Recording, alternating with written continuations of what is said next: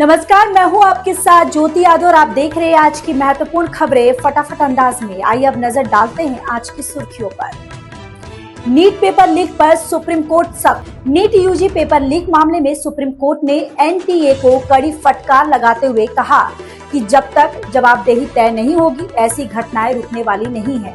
Court ने UPSC का उदाहरण देते हुए कहा कि वहां बड़े स्तर पर परीक्षाएं होती हैं, लेकिन कभी पेपर लीक नहीं हुआ, इसलिए एनटीए को उनसे सीखने की जरूरत है। केंद्र सरकार ने कोर्ट को बताया कि प्रधानमंत्री मोदी खुद जांच की निगरानी कर रहे हैं और परीक्षा प्रणाली में कई सुधार किए गए हैं।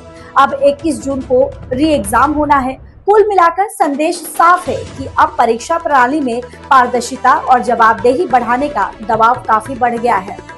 बिहार में दिन में छाया अंधेरा, यूपी में तूफान का कहर। बिहार में तेज आंधी और बारिश ने हालात बिगाड़ दिए। 20 जिलों में दिन में ही अंधेरा छा गया और बिजली गिरने से 7 लोगों की मौत हो गई। वहीं यूपी में 100 किलोमीटर प्रति घंटे की रफ्तार से चली हवाओं ने भारी नुकसान पहुंचाया। हमीरपुर में निर्माणाधीन पुल गिरने से 6 मजदूरों की जान चली गई, जबकि कई जगह पेड़ और टीन शेड भी गिर गए।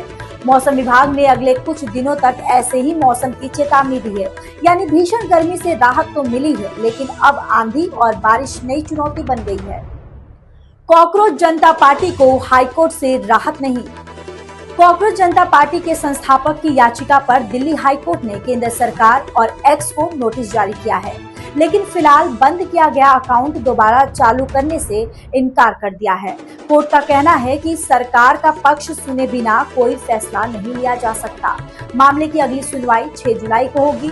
दिलचस्प बात यह है कि इंस्टाग्राम पर इस प्लेटफॉर्म के करोड़ों फॉलोअर्स हो चुके हैं। फिलहाल अकाउंट बहाल नहीं हुआ है, लेकिन कानूनी लड़ाई अब अदालत में जारी रहेगी। राहुल गांधी ऑटो चालकों के बीच पहुंचे। लोकसभा में विपक्ष के नेता राहुल गांधी दिल्ली में ऑटो चालकों के बीच पहुंचे और उनके साथ जमीन पर बैठकर खाना खाया। उन्होंने ऑटो चालकों की यूनिफॉर्म भी पहनी और उनकी रोजमर्रा की समस्याएं सुनी। राहुल ने बढ़ती महंगाई, कमाई और कामकाज से जुड़े मुद्दों पर बातचीत की और भरोसा दिलाया कि इन समस्याओं को संसद में उठाया जाएगा। ये दौरा सीधे आम लोगों से जुड़ने और उनकी परेशानियां समझने की कोशिश के तौर पर देखा जा रहा है। विनेश फोगाट को एशियन गेम्स ट्रायल की मंजूरी। सुप्रीम कोर्ट ने पहलवान विनेश फोगाट को एशियन गेम्स ट्रायल में हिस्सा लेने की अनुमति दे दी है। कोर्ट ने कहा कि विनेश ने देश का नाम रोशन किया है, लेकिन देश और खेल व्यवस्था सबसे पहले है। रेसलिंग फेडरेशन ने उनके ट्रायल पर रोक लगाने की मांग की थी, जिसे कोर्ट ने खारिज कर दिया है। अब 30 और 31 मई को होने वाले ट्रायल में उनका प्रदर्शन तय करेगा कि वे एशियन गेम्स में खेलेंगी या नहीं। फिलहाल विनेश के लिए एशियन गेम्स का रास्ता खुल गया है। हमीरपुर पुल हादसे में 6 मजदूरों की मौत। यूपी के हमीरपुर में बेतवा नदी पर बन रहे पुल का स्लैब देर रात गिर गया, जिसमें 6 मजदूरों की मौत हो गई। तेज आंधी और बारिश के दौरान यह हादसा हुआ जब मजदूर नीचे सो रहे थे। एसडीआरएफ ने 3 मजदूरों को सुरक्षित बाहर निकाला। घटना के बाद एक इंजीनियर को निलंबित कर दिया गया है और विभागीय जांच शुरू कर दी गई है। अब सवाल उठ रहे हैं कि क्या निर्माण कार्य में सुरक्षा मानकों का सही तरीके से पालन किया जा रहा था। सहारनपुर के संदिग्ध आतंकी मोबाइल से जुड़े, नेटवर्क में फंसे। सहारनपुर से पकड़े गए 4 संदिग्ध आतंकियों को लेकर चौंकाने वाले खुलासे हुए हैं। गांव वालों का कहना है कि आरोपी देर रात तक मोबाइल पर वीडियो कॉल करते थे और पंजाबी उर्दू में बातचीत करते थे। जांच में सामने आया है कि उनकी दोस्ती सोशल मीडिया के जरिए पाकिस्तानी नेटवर्क से हुई थी। एटीएस का दावा है कि ये कोई संवेदनशील ठिकानों को निशाना बनाने की तैयारी में थे। फिलहाल जांच एजेंसियां पूरे नेटवर्क की कड़ियां जोड़ने में जुटी है।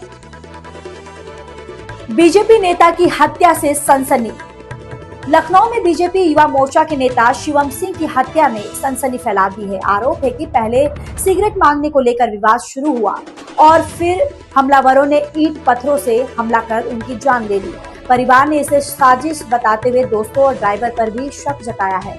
पुलिस कॉल डिटेल और सीसीटीवी के आधार पर जांच कर रही है। फिलहाल हत्या के पीछे की असली वजह तलाशने की कोशिश जारी है। वृंदावन में एसी फटने से लगी भीषण आग।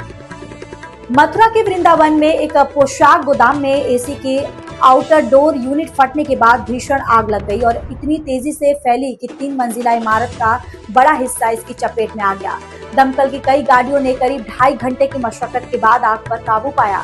इस हादसे में करीब 30 लाख रुपए का नुकसान हुआ। राहत की बात यह रही कि कोई जनहानि नहीं हुई, लेकिन आग ने सुरक्षा व्यवस्थाओं पर सवाल जरूर खड़े कर दिए हैं।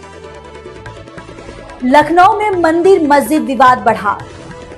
लखनऊ के कसमंडी कला इलाके में एक धार्मिक स्थल को लेकर विवाद गहराता जा रहा है। हिंदू पक्ष का दावा है कि यह प्राचीन शिव मंदिर है, जबकि मुस्लिम पक्ष इसे वर्षों पुरानी मस्जिद और मजार बता रहा है। बढ़ते तनाव को देखते हुए प्रशासन ने पूरे परिसर को सील कर दिया है और पीएसी तैनात कर दी गई है। फिलहाल न वहां नमाज की अनुमति है और न ही धार्मिक पाठ की।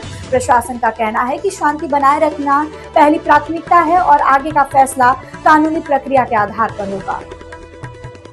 इस अंक में फिलहाल इतना ही। अगले अंक में आपसे फिर होगी मुलाकात। तब तक के लिए मुझे दीजिए इजाजत। नमस्कार।